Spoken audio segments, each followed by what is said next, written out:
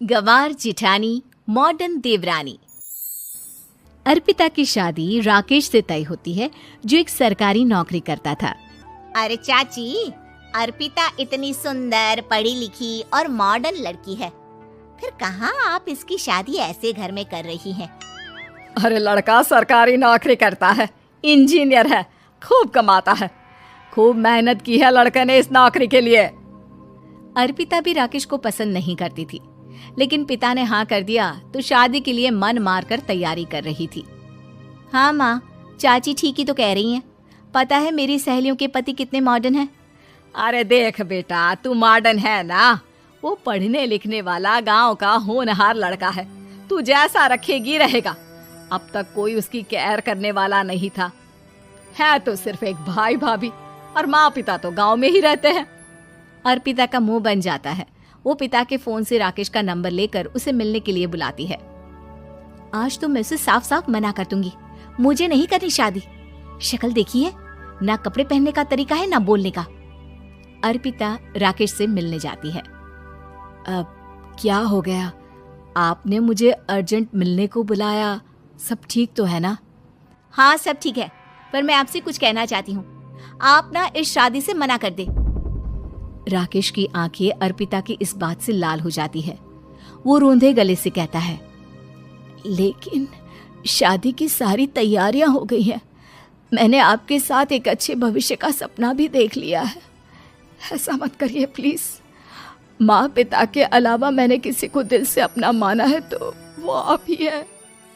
देखिए, मुझे आपसे कोई समस्या नहीं है, लेकिन आप मेरे जैसे नहीं हैं। मैं मॉडर्न लड़की और आप। मैं आपसे वादा करता हूँ, जब तक आपके लायक नहीं बन जाता मैं कभी आपसे बीवी का हक नहीं मांगूंगा। अर्पिता राकेश का प्यार देखकर पिघल जाती है और शादी के लिए हाँ कर देती है। दोनों की शादी हो जाती है, लेकिन शादी के बाद राकेश की भाभी, जो कि पूरी की पूरी देहाती थी। ए राकेश, उठ, जब पानी भर कर ला, और तेरी बीवी को बोल के चूल्हा लगा दिया है, रोटी बना ले। क्या है ये सब? और तुम्हारी भाभी इस तरह चिल्ला क्यों रही है?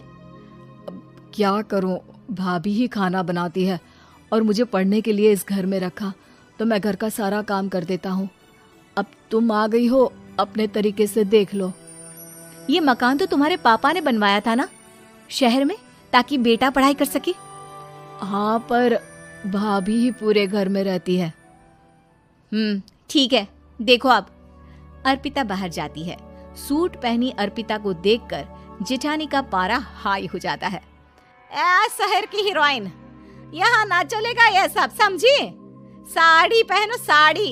वो नारंगी वाली निकाले हैं तुम्हारे लिए, जिसमें हरे रंग का फूल बना है, और सीधे पहुंचो रसोई में। मेरे आगे नहीं चलेगा ये सूट बूट का नाटक, समझी? देखिए भाभी, आप बड़ी हैं, आपने राकेश की पढ़ाई में मदद की, लेकिन ये मकान इनके पिताजी का है, तो मैं अपना पोर्शन अलग कर रही हूँ। मैं आज से आपके साथ नहीं रहूंगी। जेठानी का तो मानो पारा ही हाई हो जाता है। और ऐसा कैसे नहीं रहेगी? हाँ, और कौन बोला कि राकेश अलग हो जाएगा? वो अपने भाई के बिना नहीं रहता। आज देखिए तो, देखिए कल के आई छोरी क्या बोल रही है।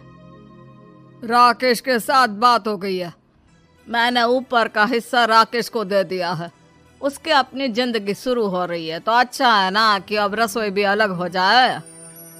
अर्पिता राकेश की ओर फक्र से देखती है कि उसने अर्पिता के लिए स्टैंड लिया। अर्पिता बाजार में जाकर सारा रसोई का सामान ले आती है। पिता के दिए सामान से घर सजाती है और अपने तरीके से पूरे घर की सजावट करती है। शाम को राकेश ऑफिस से आता है। कुर्ता पैजामे में राकेश को देखकर, अरे ये क्या पहना है? भाभी सिलती है ना कुर्ता, मैं सारी कमाई भाभी को ही दे देता हूँ। लेकिन अब ना बीवी को देना होगा, क्योंकि भैया भी अच्छी नौकरी करते हैं। भाभी अपने पति का पैसा संभाले और मैं अपने पति का पैसा संभालूंगी। तभी भाभी आ जाती है।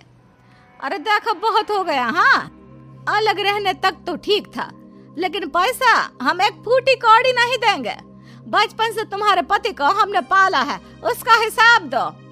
अच्छा, हिसाब चाहिए? कितना पढ़ी हैं आप जो आपको हिसाब चाहिए? बड़े भाई हैं उनकी, जिन्होंने उन्हें पढ़ाया लिखाया, वो हिसाब मांगेंगे तो जरूर दे दूंगी भाभी। अरे देख, हाँ, अगर तूने पढ़ाई की है तो मैं भी अंगूठा छापना हूँ। अरे 5 की रात तक पूरी पढ़ाई की है, समझे? वैसे भी कल इन लोगों के माँ बाबूजी आ रहे हैं गांव से, वही लोग ठिकाने लगाएंगे तुझे। अगले दिन सास ससुर आते हैं, दोनों बहुत ही सीधे लोग। अच्छा किया जो ऊपर के हिस्से में राकेश की गृहस्थी लगा दी। अब दोनों बेटे अपना अपना देख ले। छोटी बहू कहाँ है? अरे बहुत ही चालाक है माँ जी, ऐसी जबान चलाती है जैसे दर्जी कैंची चलाता है। वैसे बहू तुम भी कम नहीं थी। और सुनाओ।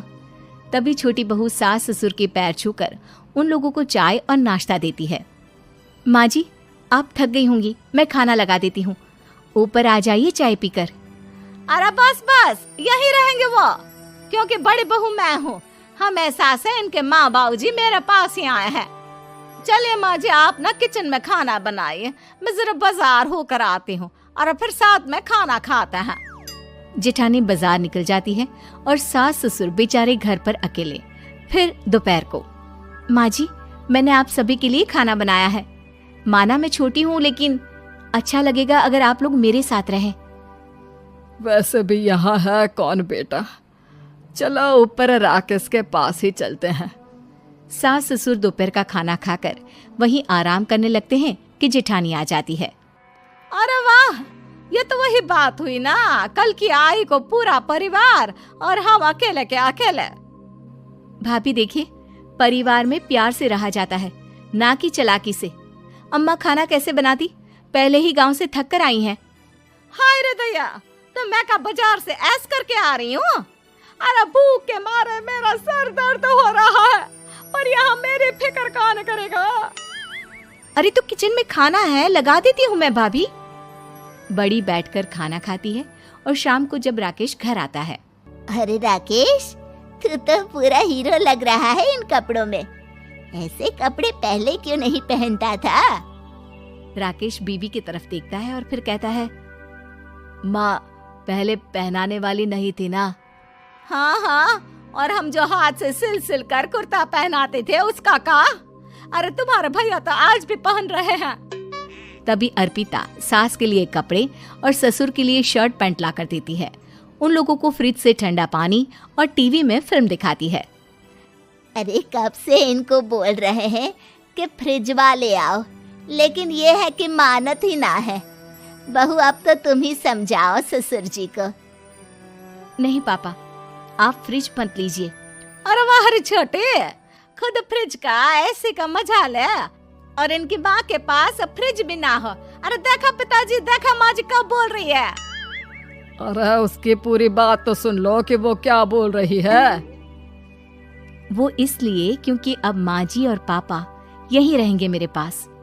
घर को घर सिर्फ मॉडर्न या गांव की सोच नहीं, बल्कि संस्कार बनाते हैं भाभी, और संस्कार अच्छे हो तो सब सही हो जाता है।